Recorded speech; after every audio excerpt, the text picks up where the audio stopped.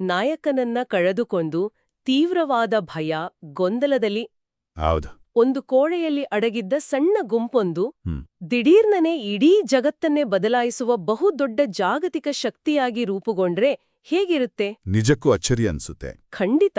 ಇದು ಯಾವುದೋ ಹಾಲಿವುಡ್ ಸಿನಿಮಾದ ಕಥೆಯಲ್ಲ. ಹ್ಮ್. ಇನ್ನು ನಾವು ವಿಶ್ಲೇಷಿಸುತ್ತಿರುವ ಮೂಲ ಮಾಹಿತಿಗಳು ಅಂದ್ರೆ ಇತಿಹಾಸಕಾರರ ಟಿಪ್ಪಣಿಗಳು, ಸಂಶೋಧನಾ ಲೇಖನಗಳು ಮತ್ತು ಮಾರ್ಕನು ಬರೆದ ಶುಭ ಸಂದೇಶದ ಮುಕ್ತಾಯದ ಭಾಗ. ಅಂದ್ರೆ 16.15 ಇಂದ 20th ವಾಕ್ಯಗಳು. ಈ ಅದ್ಭುತವಾದ ಐತಿಹಾಸಿಕ ಪರಿವರ್ತನೆಯನ್ನೇ ನಮ್ಮ ಮುಂದೆ ತಿರಿದಿಡುತ್ತವೆ. ಇಂದಿನ ನಮ್ಮ ಈ ವಿಶೇಷ ಆಳವಾದ ಅಧ್ಯಯನದಲ್ಲಿ ಇತಿಹಾಸದಲ್ಲಿ ಮಹಾನ್ ಆಜ್ಞೆ ಅಥವಾ ದ ಗ್ರೇಟ್ ಕಮಿಷನ್ ಅಂತ ಕರೆಯಲ್ಪಡುವ ಈ ಪಠ್ಯವನ್ನ ನಾವು ಆಳವಾಗಿ ಅರಿಯಲಿದ್ದೇವೆ. ಖಂಡಿತ. ಯೇಸುಸ್ವಾಮಿ ಭೂಮಿಯನ್ನ ಬಿಟ್ಟು ನಿರ್ಗಮಿಸುವ ಮುನ್ನ ನೀಡಿದ ಈ ನಿರ್ದೇಶನಗಳು ಕೇವಲ ಇತಿಹಾಸದ ಪುಟಗಳಲ್ಲ, ಬದಲಾಗಿ ಭೌಗೋಳಿಕ, ಸಾಂಸ್ಕೃತಿಕ ಮತ್ತು ಆಧ್ಯಾತ್ಮಿಕ ಗಡಿಗಳನ್ನ ಮುರಿದ ಒಂದು ಕ್ರಾಂತಿಕಾರಿ ಹೆಜ್ಜೆ. ಇಲ್ಲಿ ಗಮನಸೆಳೆಯುವ ಕುತೂಹಲಕಾರಿ ಅಂಶ ಏನಂದ್ರೆ, ಈ ಪಠ್ಯವನ್ನ ಐತಿಹಾಸಿಕ ದೃಷ್ಟಿಕೋನದಿಂದ ನೋಡಿದಾಗ ಇದು ಇಡೀ ಧಾರ್ಮಿಕ ಇತಿಹಾಸದ ದಿಕ್ಕನ್ನೇ ಬದಲಾಯಿಸಿದ ಘಟ್ಟ ಅಂತ ಸ್ಪಷ್ಟವಾಗುತ್ತೆ. ಕರೆಕ್ಟ್. ಅಲ್ಲಿಯವರೆಗೆ ದೇವರ ರಾಜ್ಯದ ಸಂದೇಶ ಅನ್ನೋದು ಕೇವಲ ಯಹೂದಿಯರಿಗೆ, ಅಂದ್ರೆ ಒಂದು ನಿರ್ದಿಷ್ಟ ಭೌಗೋಳಿಕ ಪ್ರದೇಶದ ಸಮುದಾಯಕ್ಕೆ ಮಾತ್ರ ಸೀಮಿತವಾಗಿತ್ತು. ಒಂದು ಚಿಕ್ಕ ಗುಂಪಿಗೆ. ಹೌದು. ಆದರೆ ಈ ವಾಕ್ಯವೃಂದ ಆ ಸಂಕುಚಿತ ಗಡಿಯನ್ನ ಒಡೆದು ಹಾಕಿ ಸಂದೇಶವನ್ನ ಇಡೀ ಮಾನವಕುಲಕ್ಕೆ ಹೇಗೆ ತೆರೆದಿಟ್ಟು ಅನ್ನೋದು ನಿಜಕ್ಕೂ ವಿಸ್ಮಯಕಾರಿ. ಇದರ ಹಿಂದಿನ ಸಾಮಾಜಿಕ ಮತ್ತು ರಾಜಕೀಯ ಹಿನ್ನೆಲೆ ತುಂಬಾ ಆಳವಾಗಿದೆ. ಸರಿ, ಇದನ್ನ ಬಿಡ್ಸಿ ನೋಡೋಣ. ಇದು ಹೇಗಿದೆ ಅಂದ್ರೆ, ಯಾವುದೋ ಒಂದು ಸಣ್ಣ ಹಳ್ಳಿಯಲ್ಲಿರುವ ಒಂದು ಪುಟ್ಟ ಲೋಕಲ್ ಸ್ಟಾರ್ಟ್ಅಪ್ ಕಂಪನಿ. ಒಳ್ಳೆ ಉದಾಹರಣೆ. ಗೊತ್ತಾ, ಇದ್ದಕ್ಕಿದ್ದಂತೆ ಯಾವುದೇ ಬಂಡವಾಳ, ಮೂಲಸೌಕರ್ಯ ಅಥವಾ ಸಂಪರ್ಕಗಳೇ ಇಲ್ವೇ, ಒಂದೇ ದಿನದಲ್ಲಿ ಇಡೀ ಜಗತ್ತನ್ನ ಆವರಿಸುವ ಗ್ಲೋಬಲ್ ಮಲ್ಟಿನ್ಯಾಷನಲ್ ಕಂಪನಿಯಾಗಿ ಬೆಳೆಯಲು ಹೊರಟಂತೆ ಇದೆ. ಅಕ್ಷರಶಃ ಹಾಗೇ ಇತ್ತು ಪರಿಸ್ಥಿತಿ. ಯಾಕಂದ್ರೆ ಯೇಸುವಿನ ಪುನರುತ್ಥಾನದ ನಂತರದ ಆ ದಿನಗಳಲ್ಲಿ ಶಿಷ್ಯರ ಮಾನಸಿಕ ಸ್ಥಿತಿ ಅತ್ಯಂತ ದುರ್ಬಲವಾಗಿತ್ತು. ಅವರ ಮಟ್ಟಿಗೆ ಪ್ರಪಂಚ ಅಂದ್ರೆ ಜೆರುಸಲೇಂ ಮತ್ತು ಅದರ ಸುತ್ತಮುತ್ತಲಿನ ಬೆರಳೆಣಿಕೆಯಷ್ಟು ಪ್ರದೇಶಗಳು ಮಾತ್ರ. ನಿಜ. ಅಂಥವರ ಬಳಿ ಬಂದು ವಿಶ್ವದ ಎಲ್ಲೆಡೆಗಳಿಗೂ ಹೋಗಿ ಅಂತ ಆಜ್ಞಾಪಿಸಿದ್ರೆ ಅದು ಅವರ ಪಾಲಿಗೆ ಎಷ್ಟು ಅಸಾಧ್ಯವಾದ ಟಾಸ್ಕ್ ಆಗಿರಬಹುದು ಅಲ್ವಾ? ಆ ಕಾಲದಲ್ಲಿ ಫ್ಲೈಟ್ಗಳಿಲ್ಲ, ಇಂಟರ್ನೆಟ್ ಇಲ್ಲ, ಕೇವಲ ನಡೆದುಕೊಂಡೇ ಇಡೀ ರೋಮನ್ ಸಾಮ್ರಾಜ್ಯವನ್ನ ಸುತ್ತಬೇಕು. ಹೌದು. ಆ ಕಾಲದ ರೋಮನ್ ಸಾಮ್ರಾಜ್ಯದ ಚಿತ್ರಣವನ್ನ ನಾವು ಕಣ್ಮುಂದೆ ತಂದುಕೊಡ್ಬೇಕು. ರೋಮನ್ ಆಡಳಿತ ಅತ್ಯಂತ ಕಠಿಣವಾಗಿತ್ತು. ವಿಭಿನ್ನ ಭಾಷೆಗಳು, ಅಪರಿಚಿತ ಸಂಸ್ಕೃತಿಗಳು ಮತ್ತು ಹೊಸ ವಿಚಾರಗಳನ್ನು ವಿರೋಧಿಸುವ ಪ್ರಬಲ ರಾಜಕೀಯ ಶಕ್ತಿಗಳೂ ಅಲ್ಲಿದ್ದವು. ಇಂತಹ ಕಠಿಣ ಪರಿಸ್ಥಿತಿಯಲ್ಲಿ ಆ ಶಿಷ್ಯರಿಗೆ ಸಾರ್ವತ್ರಿಕತೆ ಅಥವಾ ಯೂನಿವರ್ಸಾಲಿಟಿಯ ಕಲ್ಪನೆಯನ್ನ ನೀಡಲಾಗ್ತಿದೆ. ಅಂದ್ರೆ ಎಲ್ಲರಿಗೂ ಸಮಾನ ಪ್ರವೇಶ. ಖಂಡಿತ. ಯಾವುದೇ ಜನಾಂಗ, ಭಾಷೆ, ಪ್ರದೇಶದ ಭೇದವಿಲ್ಲದೆ ಪ್ರತಿಯೊಬ್ಬರಿಗೂ ಈ ಸಂದೇಶ ಸೇರ್ಬೇಕು ಅನ್ನೋದು ಇದರ ಉದ್ದೇಶ. ಇದು ಕೇವಲ ಭೌಗೋಳಿಕ ವಿಸ್ತರಣೆ ಆಗಿರಲಿಲ್ಲ. ಮತ್ತೆ ಮಾನವಕುಲವನ್ನ ವಿಭಜಿಸುತ್ತಿದ್ದ ಸಾಂಸ್ಕೃತಿಕ ಮತ್ತು ಜನಾಂಗೀಯ ಗೋಡೆಗಳನ್ನ ಕೆಡವುವ ಒಂದು ಬೃಹತ್ ಆಂದೋಲನ. ಅಂದ್ರೆ ಅಲ್ಲಿಯವರೆಗೆ ದೇವರು ಒಂದು ನಿರ್ದಿಷ್ಟ ಜನಾಂಗದ ಆಸ್ತಿ ಎಂಬಂಟಿದ್ದ ನಂಬಿಕೆಯನ್ನ ಇದು ಸಂಪೂರ್ಣವಾಗಿ ಬುಡಮೇಲ್ಮಾಡಿತು. ಹೌದು. ಎಲ್ಲರಿಗೂ ಸಮಾನ ಪ್ರವೇಶವಿದೆ ಎನ್ನುವ ಈ ಸಾರ್ವತ್ರಿಕತೆಯ ಪರಿಕಲ್ಪನೆಯೇ ರೋಮಾಂಚನಕಾರಿಯಾಗಿದೆ. ಆದ್ರೆ ಯಾವುದೇ ಒಂದು ದೊಡ್ಡ ಗ್ಲೋಬಲ್ ಮಿಷನ್ ಶುರುವಾಗಬೇಕಾದ್ರೆ ಅದಕ್ಕೊಂದು ಸ್ಪಷ್ಟವಾದ ರೂಪುರೇಷೆ ಅಥವಾ ನಿಯಮಗಳಿರ್ಬೇಕಲ್ವಾ? ಖಂಡಿತ ಇರಬೇಕು. ನಮ್ಮ ಮುಂದಿರುವ ಮೂಲ ಮಾಹಿತಿಯು ಈ ಸಂದೇಶವನ್ನ ಒಪ್ಪಿಕೊಳ್ಳುವವರೆಗೆ ಇರುವ ಷರತ್ತುಗಳ ಬಗ್ಗೆ ಹೇಳುತ್ತೆ. ವಿಶ್ವಾಸ ಮತ್ತು ದೀಕ್ಷಾಸ್ನಾನದ ಅಂದ್ರೆ ಬ್ಯಾಪ್ಟಿಸಂನ ಪ್ರಸ್ತಾಪ ಇಲ್ಲಿದೆ. ನಮಗೆಲ್ಲ ದೀಕ್ಷಾಸ್ನಾನದ ಮೂಲ ಅರ್ಥ ಏನು ಅಂತ ತಿಳಿದಿದೆ. ಅದು ನಂಬಿಕೆಯ ಬಾಹ್ಯ ಸಂಕೇತ. ಆದ್ರೆ 1ನೇ ಶತಮಾನದ ಆ ಕಾಲಘಟ್ಟದಲ್ಲಿ ಈ ಆಚರಣೆಯ ನೈಜ ತೀವ್ರತೆ ಮತ್ತು ಮಹತ್ವ ಏನಾಗಿತ್ತು? ಇದು ಅತ್ಯಂತ ಸೂಕ್ತವಾದ ಪ್ರಶ್ನೆ. ಯಾಕಂದ್ರೆ ಇನ್ನು ನಾವು ದೀಕ್ಷಾಸ್ನಾನವನ್ನ ಕೇವಲ ಒಂದು ಧಾರ್ಮಿಕ ವಿಧಿವಿಧಾನವಾಗಿ, ಒಂದು ಆಚರಣೆಯಾಗಿ ಮಾತ್ರ ನೋಡ್ತೀವಿ. ಹೌದು. ಆದರೆ 1ನೇ ಶತಮಾನದ ರೋಮನ್ ಸಾಮ್ರಾಜ್ಯದಲ್ಲಿ ಮತ್ತು ಯಹೂದಿಯ ಸಮಾಜದಲ್ಲಿ ಇದರ ಅರ್ಥವೇ ಬೇರೆಯಾಗಿತ್ತು. ಪಠ್ಯದಲ್ಲಿ ವಿಶ್ವಾಸ ಅನ್ನೋದು ಒಬ್ಬ ವ್ಯಕ್ತಿಯ ಆಂತರಿಕ ಬದಲಾವಣೆ ಅಥವಾ ಸತ್ಯವನ್ನು ಒಪ್ಪಿಕೊಳ್ಳುವ ಪ್ರಕ್ರಿಯೆ. ಆಂತರಿಕ ಪ್ರಕ್ರಿಯೆ, ಸರಿ. ಆದರೆ ದೀಕ್ಷಾಸ್ನಾನ ಪಡೆಯುವುದು ಅಂದ್ರೆ ಆ ಆಂತರಿಕ ನಂಬಿಕೆಯನ್ನು ಸಾರ್ವಜನಿಕವಾಗಿ ಘೋಷಿಸುವುದು. ಓ ಆ ಕಾಲದಲ್ಲಿ ಯೇಸುವನ್ನು ಪ್ರಭು ಅಂತ ಸಾರ್ವಜನಿಕವಾಗಿ ಒಪ್ಪಿಕೊಳ್ಳುವುದು ಅಂದರೆ ರೋಮನ್ ಚಕ್ರವರ್ತಿ ಸೀಸರ್ನ ಸಾರ್ವಭೌಮತ್ವವನ್ನು ಪ್ರಶ್ನಿಸಿದಂತೆ, ಅಬ್ಬಾ ಅಥವಾ ಯಹೂದಿ ಧಾರ್ಮಿಕ ನಾಯಕರ ಅಧಿಕಾರವನ್ನು ಧಿಕ್ಕರಿಸಿದಂತೆ ಪರಿಗಣಿಸಲಾಗ್ತಾ ಇತ್ತು. ಅಂದ್ರೆ ಒಂದ್ ನಿಮಿಷ, ಅಂದ್ರೆ ಅದು ಕೇವಲ ಒಂದು ಧಾರ್ಮಿಕ ಆಚರಣೆ ಆಗಿರ್ಲಿಲ್ಲ, ಬದಲಾಗಿ ಅಕ್ಷರಶಃ ತಮ್ಮ ಪ್ರಾಣವನ್ನ ಪಣಕ್ಕಿಟ್ಟು ಮಾಡುವ ಒಂದು ಅಪಾಯಕಾರಿ ಸಾರ್ವಜನಿಕ ಘೋಷಣೆಯಾಗಿತ್ತು. ನಿಖರವಾಗಿ. ಸಮಾಜದಿಂದ ಬಹಿಷ್ಕಾರ, ಜೈಲುವಾಸ ಅಥವಾ ಮರಣದಂಡನೆಗೂ ಗುರಿಯಾಗುವ ಸಾಧ್ಯತೆ ಇತ್ತು. ಹೌದು. ವಿಶ್ವಾಸಿಸುವುದು ಮತ್ತು ದೀಕ್ಷಾಸ್ನಾನ ಪಡೆಯುವುದು ಇವೆರಡೂ ರಕ್ಷಣೆಗೆ ಅತ್ಯಗತ್ಯ ಅಂತ ಮೂಲಪಠ್ಯ ಹೇಳುವಾಗ ಅದು ಕೇವಲ ಸೈದ್ಧಾಂತಿಕ ಒಪ್ಪಿಗೆಯಷ್ಟೇ ಅಲ್ಲ, ಸಮಾಜದ ವಿರೋಧದ ನಡುವೆಯೂ ಆ ಸತ್ಯದ ಪರವಾಗಿ ಬಹಿರಂಗವಾಗಿ ನಿಲ್ಲುವ ಧೈರ್ಯವನ್ನ ಅದು ಬೇಡ್ತಾ ಇತ್ತು. ಎಂತಹ ಘೋರ ಪರಿಣಾಮ ಬರುತ್ತೆ ಅಂತ ಗೊತ್ತಿದ್ರೂ ಕೂಡ. ಖಂಡಿತ ಆ ಹೆಜ್ಜೆ ಇಡುವುದು ನಿಜವಾದ ರಕ್ಷಣೆಯ ಮಾರ್ಗವಾಗಿತ್ತು. ಆಂತರಿಕ ಪರಿವರ್ತನೆ ಮತ್ತು ಬಾಹ್ಯ ಬದ್ಧತೆ ಇವೆರಡರ ಸಮ್ಮಿಲನವೇ ಆ ಕಾಲದ ದೀಕ್ಷಾಸ್ನಾನದ ಅಸಲಿ ತೂಕವಾಗಿತ್ತು. ಇದು ನಿಜಕ್ಕೂ ಆಲೋಚಿಸುವಂತಹ ವಿಷಯ. ಈ ಕಠಿಣ ಪರಿಸ್ಥಿತಿಯನ್ನ ಅರ್ಥ ಮಾಡ್ಕೊಂಡಾಗ ಮುಂದೆ ಬರೋ ವಿಷಯಕ್ಕೆ ಒಂದು ತಾರ್ಕಿಕ ಕೊಂಡಿ ಸಿಗುತ್ತೆ. ಯಾಕಂದ್ರೆ ಈಗಷ್ಟೇ ನೀವು ಹೇಳಿದ ಹಾಗೆ ಈ ಸಂದೇಶವನ್ನ ಒಪ್ಪಿಕೊಳ್ಳುವುದು ಅಥವಾ ಸಾರುವುದು ಅಷ್ಟು ಅಪಾಯಕಾರಿಯಾಗಿದ್ರೆ ಆ ಶಿಷ್ಯರು ಅಪರಿಚಿತ ಊರುಗಳಿಗೆ ಹೋದಾಗ ಜನ ಅವರ ಮಾತನ್ನ ಯಾಕೆ ನಂಬಬೇಕು? ಅದೇ ದೊಡ್ಡ ಸವಾಲು. ಇಲ್ಲಿಯೇ ಇದು ನಿಜಕ್ಕೂ ಕುತೂಹಲಕಾರಿಯಾಗುವುದು. ಮೂಲ ಪಠ್ಯದಲ್ಲಿ ಬರುವ ಒಂದು ಗೊಂದಲಮಯ ವಿಚಾರವನ್ನ ನಾನು ಪ್ರಸ್ತಾಪಿಸಲು ಬಯಸ್ತೀನಿ. ಯೇಸು ತಮ್ಮ ಮಾತಿನಲ್ಲಿ ಕೆಲವು ಅದ್ಭುತ ಕಾರ್ಯಗಳ ಬಗ್ಗೆ ಹೇಳ್ತಾರೆ. ಹೌದು. ಅಂದ್ರೆ ಕೈಗಳಿಂದ ಸರ್ಪಗಳನ್ನ ಎತ್ತುವುದು, ವಿಷ ಕುಡಿಯುವುದು, ದೆವ್ವಗಳನ್ನ ಬಿಡಿಸುವುದು, ಹೊಸ ಭಾಷೆಗಳಲ್ಲಿ ಮಾತನಾಡುವುದು, ಇದೆಲ್ಲ ಕೇಳಿದಾಗ ಪ್ರಾಮಾಣಿಕವಾಗಿ ಹೇಳ್ಬೇಕಂದ್ರೆ ಇದೇನು ಯಾವುದೋ ಒಂದು ಮ್ಯಾಜಿಕ್ ಶೋ ತರ ಕಾಣುತ್ತದೆಯಲ್ಲ? ಹೌದು, ಮೇಲ್ನೋಟಕ್ಕೆ ಹಾಗೆ ಅನ್ಸುತ್ತೆ. ಸರ್ಪಗಳೊಡನೆ ಆಟವಾಡುವುದು ಅಥವಾ ಭೌತಿಕವಾಗಿ ವಿಷ ಕುಡಿಯುವುದೇ ನಂಬಿಕೆಯ ಅಳತೆಗೋಲು ಎನ್ನುವುದಾದರೆ ಇದರ ಹಿಂದಿನ ಅಸಲಿ ಉದ್ದೇಶ ಏನು? ಈ ಪ್ರಶ್ನೆ ಅನೇಕರಲ್ಲಿ ಮೂಡುವುದು ಸಹಜ. ಇದನ್ನ ನಾವು ಕೇವಲ ಮೇಲ್ನೋಟಕ್ಕೆ ಓದಿದಾಗ ಇದು ನಿಜಕ್ಕೂ ಯಾವುದೋ ಮನುಷ್ಯನ ಸಾಮರ್ಥ್ಯದ ಪ್ರದರ್ಶನದಂತೆ ಕಾಣ್ಬೋದು. ಆದರೆ ಇದನ್ನ ಕೇವಲ ಅಕ್ಷರಶಃ ಅರ್ಥದಲ್ಲಿ ನೋಡಬಾರ್ದು.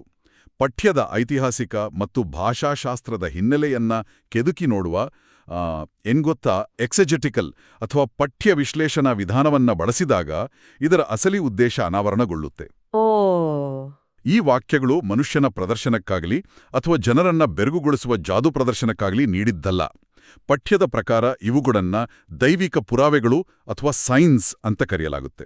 ದೈವಿಕ ಪುರಾವೆಗಳು ಅಂದ್ರೆ ಆ ಕಾಲದಲ್ಲಿ ತಾವು ಸಾರುತ್ತಿರುವ ಹೊಸ ಸಂದೇಶದ ಅಧಿಕಾರವನ್ನ ಸಾಬೀತುಪಡಿಸಲು. ಹೌದು. ಆಲೋಚಿಸಿ ನೋಡಿ, ಇಂದಿನ ಕಾಲದಲ್ಲಿ ಯಾರಾದರೂ ಒಂದು ಮುಖ್ಯವಾದ ವಿಚಾರವನ್ನ ಪ್ರಕಟಿಸಿದರೆ ಅದು ಅಧಿಕೃತವೋ ಅಲ್ಲವೋ ಅಂತ ತಿಳಿಯಲು ಸೋಷಿಯಲ್ ಮೀಡಿಯಾ ವೆರಿಫಿಕೇಶನ್ ಇರುತ್ತೆ. ಕರೆಕ್ಟ್. ಈ ಅದ್ಭುತ ಶಕ್ತಿಗಳೇ ಆ ಕಾಲದಲ್ಲಿ ಶಿಷ್ಯರ ಅಧಿಕಾರವನ್ನ ಸಾಬೀತುಪಡಿಸುವ ದೇವರು ನೀಡಿದ ಬ್ಲೂಟಿಕ್ ಆಗಿದ್ವು ಅನ್ನಬಹುದಾ? ಇದು ಅತ್ಯುತ್ತಮವಾದ ಹೋಲಿಕೆ. ಹೌದು, ಆ ಕಾಲದಲ್ಲಿ ಯಾವುದೇ ಗುರುತಿನ ಚೀಟಿಗಳಿರಲಿಲ್ಲ.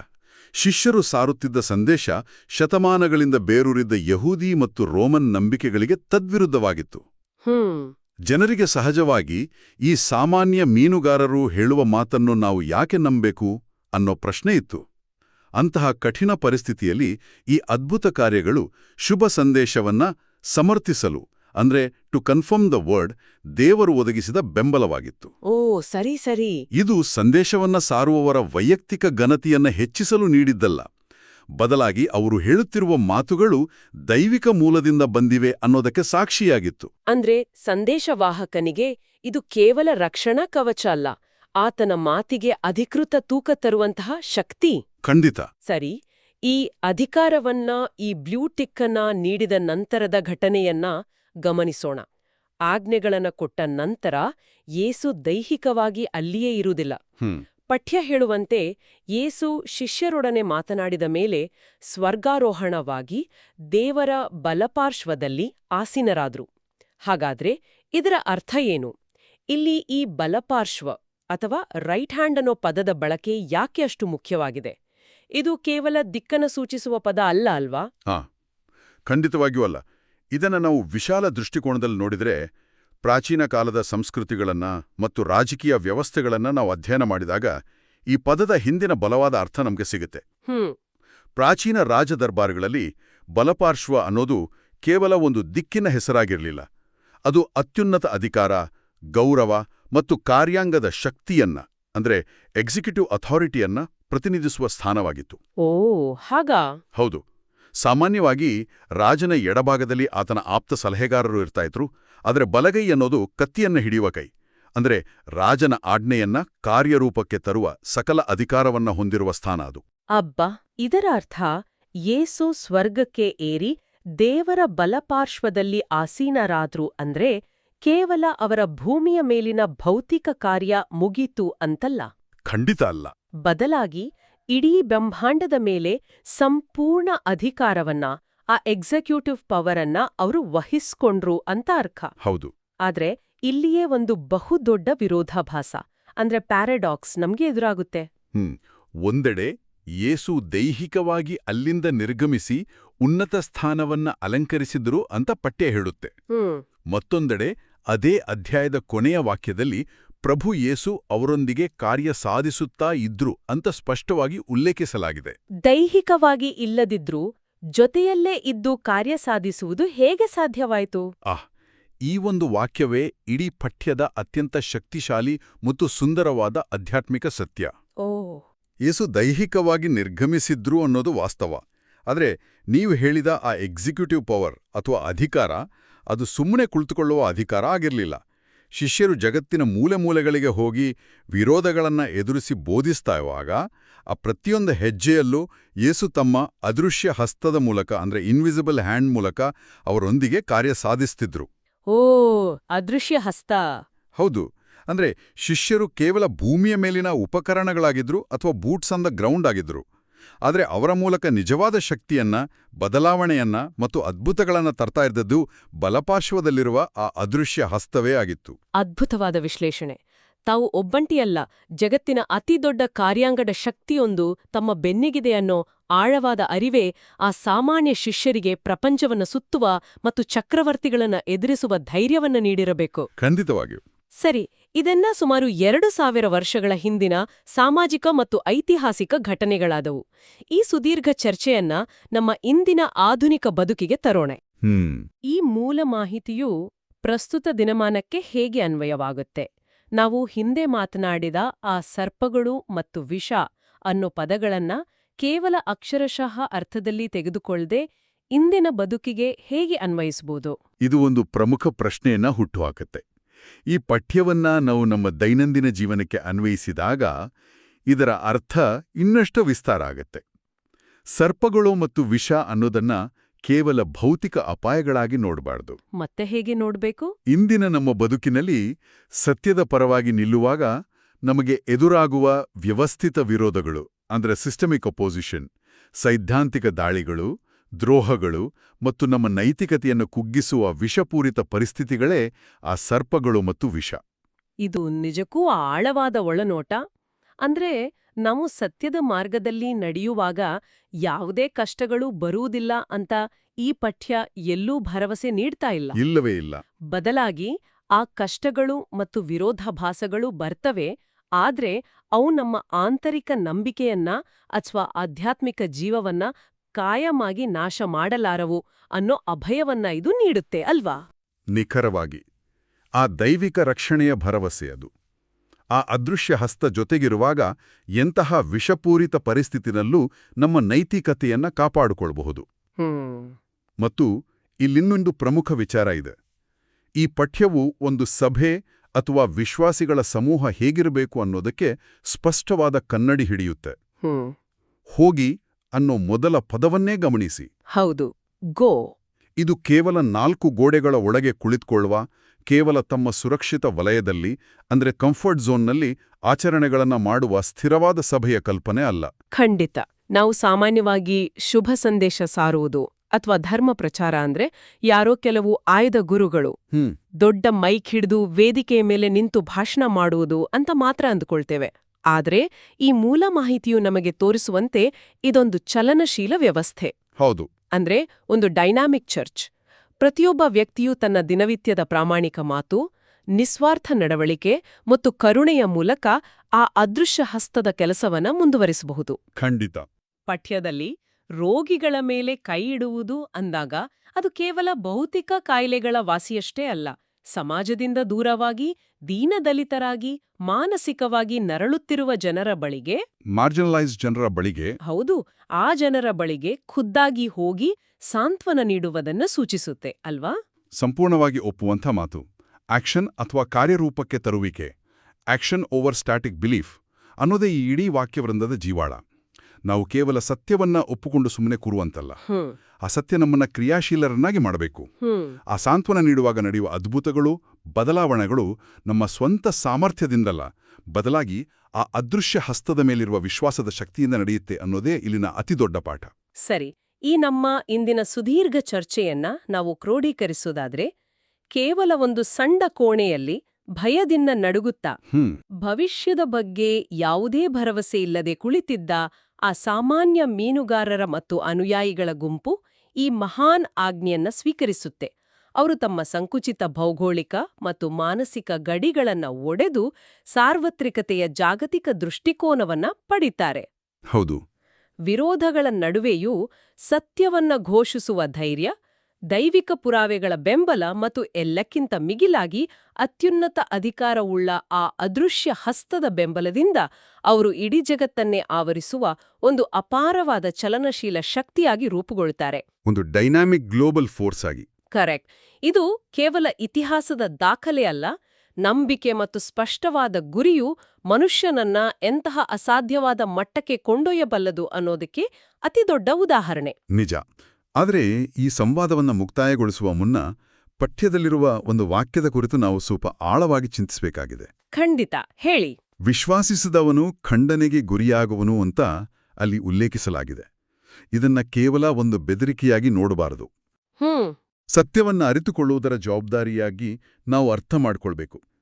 ಇಂದು ನಾವು ಮಾಹಿತಿಯ ಮಹಾಪೂರವಿರುವ ಕಾಲದಲ್ಲಿ ಜೀವಿಸ್ತಾ ಇದ್ದೀವಿ. ನಮ್ಗೆ ಸತ್ಯ ಯಾವುದು, ಒಳ್ಳೇದ್ಯಾವುದು ಅನ್ನೋದು ನಿರಂತರವಾಗಿ ಲಭ್ಯವಿದೆ.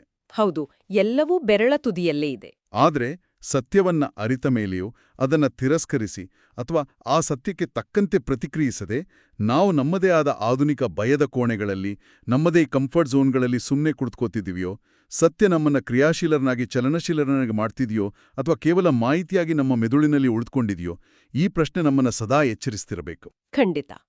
ಅಂದು ಆ ಸಣ್ಣ ಊರಿನಲ್ಲಿದ್ದ ಶಿಷ್ಯರಿಗೆದುರಾದ ಆಯ್ಕೆ ಇಂದು ನಮ್ಮ ಮುಂದೆಯೂ ಇದೆ. ಆ ಭಯದ ಕೋಣೆಯ ಬಾಗಿಲು ತೆರೆದು ಹೊರಬಂದು ನಮ್ಮ ಸುತ್ತಲಿನ ಪ್ರಪಂಚದಲ್ಲಿ ಬದಲಾವಣೆಯ ಪ್ರತಿನಿಧಿಗಳಾಗುವ ಧೈರ್ಯ ನಮ್ಮದಾಗುತ್ತದೆಯೇ ಅನ್ನೋದು ನಮ್ಮ ಮುಂದಿರುವ ಅತಿದೊಡ್ಡ ಪ್ರಶ್ನೆ. ಸತ್ಯದ ಅರಿವು ನಮ್ಮನ್ನ ಕುಳಿತಲ್ಲೇ ಬಂಧಿಸಬಾರದು, ಅದು ನಮ್ಮನ್ನ ಮುಂದಕ್ಕೆ ನಡೆಸಬೇಕು. ನಮಸ್ಕಾರ. ಪ್ರಿಯರೇ, ಈ ಚಾನೆಲ್ ಅನ್ನು ಸಬ್ಸ್ಕ್ರೈಬ್ ಮಾಡಿ ಪ್ರತಿದಿನ ದೇವರ ವಾಕ್ಯವನ್ನು ಆಲಿಸುತ್ತಾ ಅದನ್ನು ಇತರರೊಂದಿಗೆ ಹಂಚಿಕೊಳ್ಳಲು ನಮಗೆ ನೆರವಾಗಿರಿ. ಧನ್ಯವಾದಗಳು.